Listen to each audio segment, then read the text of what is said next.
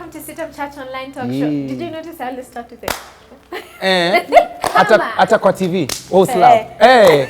Oh, actually. I think it helps me put my thoughts together. Like bring it on. Hey. My name is Karwirwa Laura. Yangu inakwanga kidole nikipreach. Okay. Jehovah. Let me tell you people. If you stop sinning. Niko hapa na Kerry Kagiri Sawa. na brother Kim. Asante. Na last week tuliongea about resolutions, setting resolutions. We shared with you a bit about our resolutions. Yes. But still in the spirit of the new year energy, the new year spirit, we want to talk about starting afresh. Or rather making fresh starts. Because new beginnings. A new year is a new beginning. Yeah. And I think, yani, if new beginnings don't make you reflect, uko na roho ngumu. And what we'd want to do here is also stir you up to think about, okay, we're in a new year. What new things can I, probably bring into, incorporate in my life? What areas of my life need new starts or complete turnarounds? And also in this conversation, how do we go about new beginnings? Because new beginnings may not be all that easy. Is there any one of you who's going through a new thing? Of course. Yeah. Every season. Every morning. New mercies I see. Yeah. But one of you said in the previous video about actually forgetting the former things and pressing on to the new things. Behold, I am doing a new thing. And so you have to be going with God. But every change is hard. True. People say a change is as good as a rest. Hata ukihama nyumba, na umehama nyumba this new year, it's a change. What does it bring? Either by force ama kukosa. Yes. It brings depression. True. You start trying to readjust because we are creatures of habit. There are things that we find ourselves doing. Like my mom hates this habit, but sometimes when I'm bored or I'm sleepy, I'll start touching my eyes. She's just like, what? She's always like going crazy about it. But we're creatures of habit, and so turning into something new will take a lot. I've had this thing for do it for 21 days, then it becomes it changes. Yeah. But how bad do you want it? Yeah. How bad do you want to leave that group of friends? Yeah. How bad do you want habit. to change your spending habits? Hey, hapo kwanza nimejigonga mali. Gonga tena.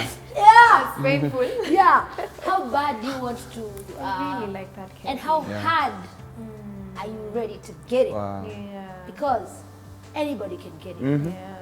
You can get it. Okay, it's good, but you get it. Well, I really like what you said. Yeah, how powerful. bad do you want it? Yeah, how because bad do you also, want that really will There's a price to pay. Will be the engine. The engine and the zeal. Just how you go about this whole thing. Because really, if I say I want to quit eating junk food, and I'm just like, yeah, I want to quit eating junk food. Biting on crisps. Yeah. What will stop me from just passing by KFC? How bad do you want it? How bad do you want it? It's in the nature of God to always do new things. He's not a God who is short of ideas. Like how he visited last year, he's visiting in a different way this year. The things he did, like even when you look at your life, the many blessings that God has brought, I don't really see a lot of duplication. God is strategic. When you read from Genesis all the way to Revelation, we see him tell Abraham, arise, as Kerry is talking about, change your location. Go to an unknown place, a place that I will show you. You know, the children of Israel are told, mnadhani mmefika. Egypt, kuna melon, leeks, na garlic. Then he tells them, there is a land flowing with milk and honey. So it's in the nature of God to just do new things because it shows his power and might. And so how bad do I want it? I want it because I desire to also experience a newness. Because there are many times, talk about our Christian faith, we've really struggled. Like maybe ulikuwa na resolution 2020 that you read through Genesis to Revelation. Akina Kerry, hope, devotion, wakakupatia hata guide. Like today we are reading Zechariah and we are reading who, we are reading who, we are studying this character, and you keep up, Jan uko sawa. But by the time March hits, you are like, why did I even place that Bible. So I think picking up from the thought that Kerry has said and tying with the nature of God, allow yourself to experience newness and new beginnings because the God you serve, your creator, he's not static. He's always in motion doing new things and in a very strategic and a powerful way.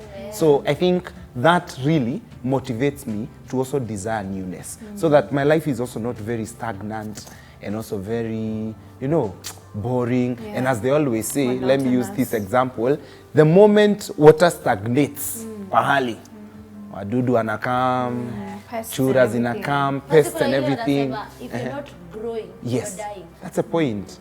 Yeah, so there is need to allow newness and new beginnings because God's character is actually revealed in him doing new things. And I also want to believe that in newness and how bad we want it, we exercise faith.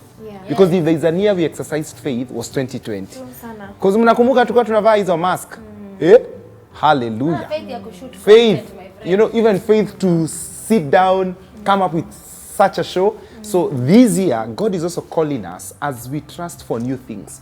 Why can't you go for that kabrot in your neighborhood? Yeah. Must you wait to be, you know, like ati ugawiwe? Just tell the Lord, I desire the next level of education. I desire marriage. I desire, maybe like some of us, maybe to grow my family. It will actually take a step of faith. You know, I can't even add anything. You guys have been so amazing. Squeeze umekuwa mhumble this year. Kutu watch. Tukiongea. Au unasema brother King. Can you talk to someone who's watching? Yeah. And probably there's nothing going on for you. You know? The new thing you can do for yourself is grow yourself and make yourself better. Make yourself kinder to the people around you. To yourself, number one. Because I feel like there are people who are like, there's nothing new. There's no transition, nothing like. Na pia wengine. Nilikuwa, umekuwa today, tomorrow, and the same. No. Nothing Only new. God is like that. Anyway, you're not allowed to be that way. So there's always something new you can do, whether it's for yourself, that's a point. whether it's a workout or learn to cook something new. Just grow so that you don't die. I love it. Na wengine pia wako na the pain ya the past. Na wanashindwa ku let go. So it's hindering anything new. Because you see, when you hope, then nothing happens. Somehow you're so afraid of trying again. That's true. Wacha tusikie. Grace bank yako na je imejaa kujaa. I think it's because everything you guys are saying is resonating with me. Come on. Because you're welcome, Laura. We're here for you. Yeah, thank you. Even though you don't want Mic's on. Laura is taking our content. Go ahead. Preach it.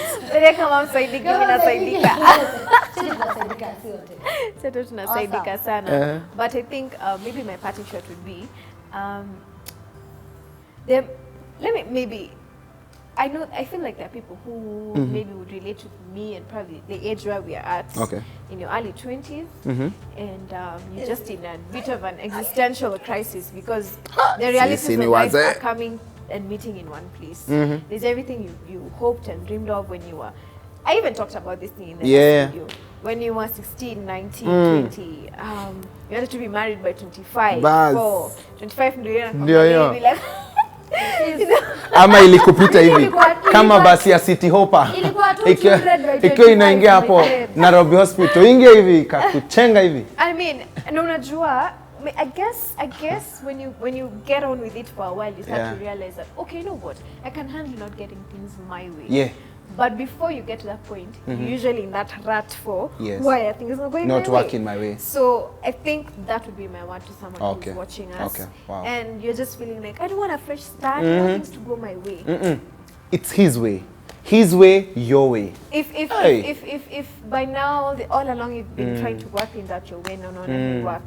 It's because also I think more than anything, you need to surrender. Hallelujah. Surrender your fresh start, surrender your whatever changes you desire in your life, surrender everything. Dreams. And on that note, we're actually going to be talking about what if things don't go your way next week. Stay with us. Make sure you subscribe here on YouTube. And if you're watching us on Facebook, also make sure you like. Find us on Twitter. Find us on Instagram. CITAM ChurchOnline. Share this video with somebody. And everything. Leave us your comments. Thank you so much for watching. See you on the next one. Bye. We go.